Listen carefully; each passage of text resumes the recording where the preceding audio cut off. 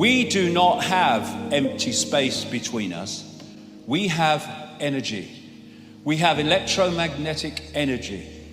And we have, in that energy, information. And from that, what I call the biological computer decodes that information into a sense of reality that we think is solid, but simply cannot be. And now we have mainstream scientists saying, this reality could be just a hologram, exactly what it is.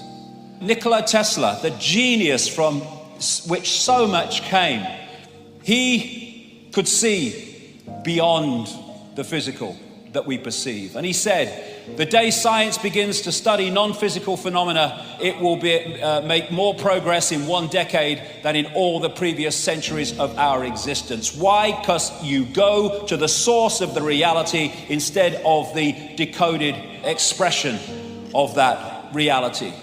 What I call consciousness is like the ocean, whereas mind, it's the same substance, but it is far more limited. Like ice is the same substance as water, but it's in a completely different and more limited state. And you know, when you look at the oceans, they say it's the South China Sea, they say it's the South Atlantic, the Indian Ocean, the North Atlantic, same bloody water. But what we do is we give our water, our infinite self, names, like Ethel Jones and Arthur Smith, and we give them identities without realizing that we are just points of attention within one infinite, eternal consciousness. We are expressing our point of attention as a uniqueness, which is wonderful. A unique personality, a unique person, a unique perspective, a unique point of attention. But at that time, we are connected to all the other points of attention in infinite awareness, which in the end are all us and we are all them. And so, when we go to war, we go to conflict, we are fighting ourselves. The ocean is the droplet is the ocean. Drop the droplet in the ocean, where does the droplet end and the ocean start? The idea of the conspiracy is to keep that droplet disconnected from the ocean. And when they do that, we have the world that we live in. If you don't become the ocean, you'll be seasick all your life. And so many people feel this ache, this sense of disconnection, this sense of longing that they can't put words to, because one part of them, one level of them knows that we're all one. Everything is all one. Leonardo da Vinci learned how to see, realize that everything connects to everything else. It's an ocean. We are a point of attention, but we are the ocean. My God, that's what we are. We're the freaking ocean of infinite consciousness. What a job they've done to persuade us we're Ethel from the store. Near-death experiences, the common themes of what they say is incredible.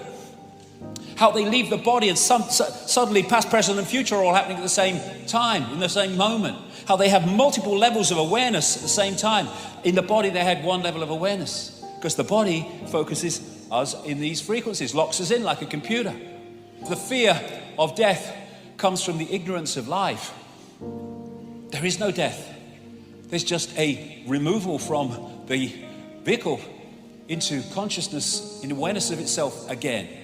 But you get people frightened of death and they'll give their power away to doctors and chemo freaking therapy and all of it because they want to stay alive because they fear death. There is no death. There's just a change of point of attention.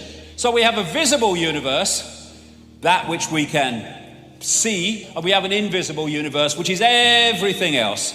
And the visible universe is so tiny, it is funny. And so through the body we perceive in a visual sense what the body can decode, which is this little band of frequencies. You go outside the body, now you're perceiving much greater frequencies, and thus your reality changes. If you wish to understand the universe, said Tesla, think of energy, frequency, and vibration. Exactly.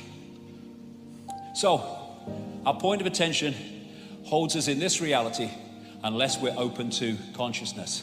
Because what happens is if you come into this reality, this visible light reality, and you hold that connection to consciousness beyond this reality, you have everything you need. You have the information coming through the senses to give you a fix on what's happening around you, but you have the big picture that's outside of this reality, that's not programmed by its perceptions and its sense of limitation, which can then feed you insight, inspiration, intuition, to give you insight beyond that which you are directly experiencing.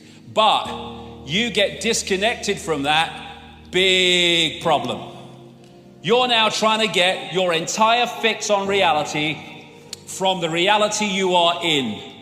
And if a network controls that reality and that information that's coming at you, they are going to program your sense of reality for life.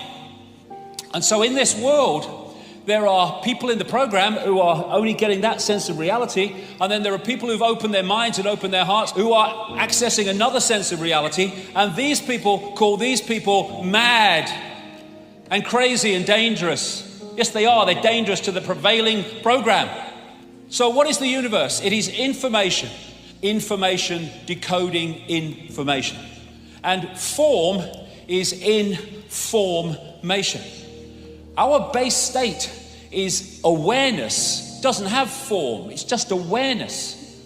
But we come into the realms of form, and form is created from information. And so we need to stop living the lie and start living the truth of who we really are. We are infinite awareness. We are not humans. That is our experience. We are infinite awareness having that experience. Infinite possibility.